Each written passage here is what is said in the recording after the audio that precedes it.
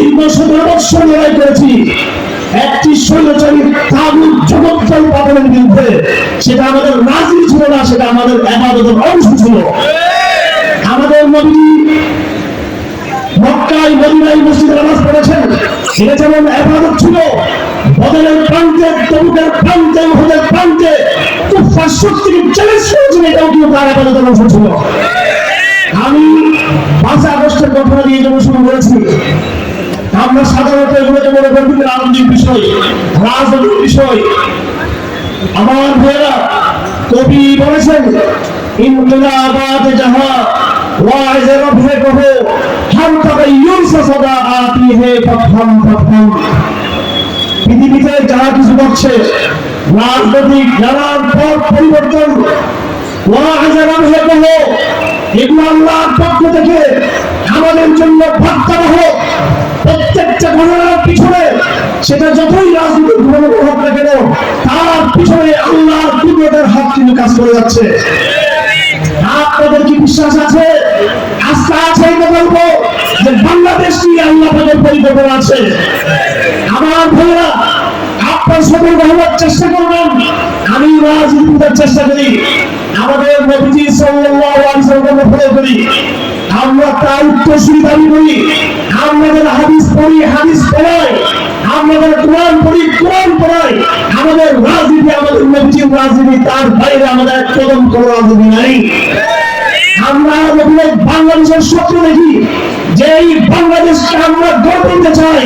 আমার নবী তার 23 বছরের সিরাতের জীবনীতে যেই রূপরেখা আমাদের সামনে তুলে ধরেছেন, সেই রূপরেখার ভিত্তিতে আগামী দিনে বাংলাদেশে গুরুত্ব হবে সই। আগামী দিনে বাংলাদেশের পুনর্গঠনে যেই সিলেবাস হবে, ধাপে ধাপে অবশ্যই এই সিলেবাসকে এই দেশের জনমানুষের তৌহিদি যে চেতনা, সেই চেতনার সাথে মিলিয়েই বাংলাদেশের স্কুল, কলেজ, বিশ্ববিদ্যালয়ের জাতীয় সিলেবাস প্রণয়ন করতে হবে। কথা হচ্ছে সংবিধান, সংবিধান রচিত হবে এই দেশের আপনার তৌহিদি মানুষের জন্য, যারা বিগত 5 আগস্টের আগে একথা রক্ত দিয়েছে, আবু সাইদ রক্ত দিয়েছে, আব্বাস ফাহাদ রক্ত দিয়েছে, ছাত্র চত্বরে আলম সমাজ রক্ত দিয়েছে, ফতোয়ার আন্দোলনে আলম সমাজ রক্ত দিয়েছে, কোরআন বিরোধী নাগরিক আন্দোলনের সময় ওলামা সমাজ রক্ত দিয়েছে, ওলামায়ে রক্ত ইতিহাস দীর্ঘ। এখনো পর্যন্ত কাশিমপুর কারাগারে অসংখ্য আমাদের দিন ভাইয়েরা গ্রেপ্তার হয়েছে। আমার ভাইয়েরা, রক্ত দিচ্ছি আমরা, আর আমাদের সংবিধান তৈরি করে দিবে আমেরিকান গোয়েন্দা সংস্থা। এত মেনে নিব? আমাদের ভাগ্য কখনো ভারত নির্ধারণ করবে, আবার আমাদের ভাগ্য কখনো আমেরিকা নির্ধারণ করবে। আমাদের ভাগ্য আমাদের আল্লাহ নির্ধারণ করে দিয়েছেন। আমাদের সিদ্ধান্ত আমাদের নিতে হবে। লড়াই শেষ হয়ে গেছে, লড়াই শুরু হয়েছে মাত্র। আমার ভাইয়েরা, ওলামায়ে কেরাম ঐক্যবদ্ধভাবে জমায়েত হয়েছেন। শুধু তাবলীগ জামাতের প্রশ্ন নয়, বাংলাদেশের সব কিছু আলেমদের নেতৃত্বে পরিচালিত হবে। এদেশে জিহাদ হবে আলেমদের নেতৃত্বে, দাওয়াত তাবলীগ হবে আলেমদের নেতৃত্বে। এদেশের রাজনীতির গতিপথ তৈরি হবে, সেটা আলেমদের নেতৃত্বে হবে ইনশাআল্লাহ। ওলামায়ে কেরামের উচিত রাসূলের সিরাতকে সম্পূর্ণরূপে ফলো করা।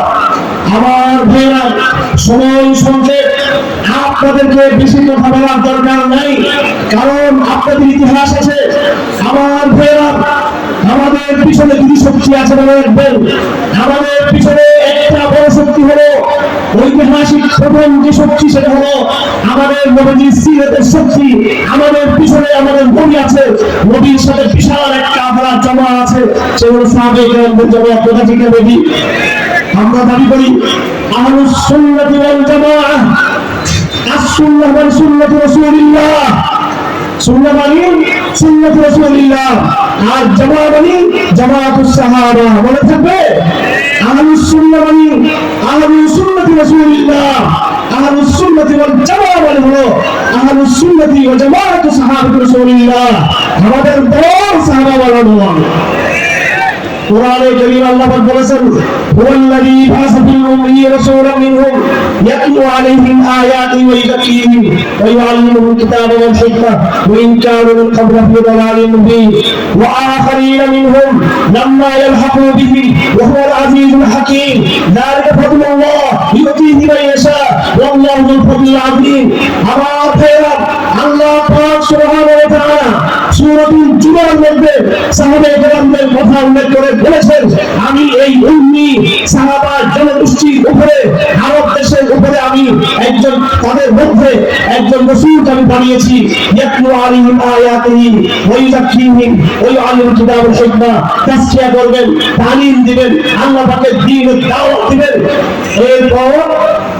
এরপর আল্লাহ পাক বলেন ওয়া আখারিনা মিনহুম লাম্মা ইয়ালহাকু বিহিম ওয়া হুয়াল আজিজুল হাকীম যালিকা ফাদলুল্লাহ ইউতিহি মান ইয়াশা ওয়াল্লাহু যুল ফাদলিল আযীম। এই আয়াত তেলাওয়াত করে আমাদের নবীজি তার পাশে বসেছিলেন একজন অনারব সাহাবী, যার নাম সালমান আল ফারসি। তার বাড়ি মক্কায় ছিল না, মদিনায় ছিল না, তিনি ছিলেন পারস্যের ইরানের। আমার নবী তার হাত রেখে বলেছেন, আল্লাহ 2 নম্বর আয়াতের মধ্যে বলেছেন যে তাদেরও মর্যাদা সাহাবাদের মতো। তারা কারা? তারা হলো আজম থেকে যেই সমস্ত তৌহিদের কাফেলা তৈরি হবে, বাংলার জমিন থেকে, হিন্দুস্তান থেকে, পারস্য থেকে, মধ্য এশিয়া থেকে, সালমান ফারসির মতো আজম যারা তাই হবে শেষ জমানার আখেরি জমানার সাহাবী তারা।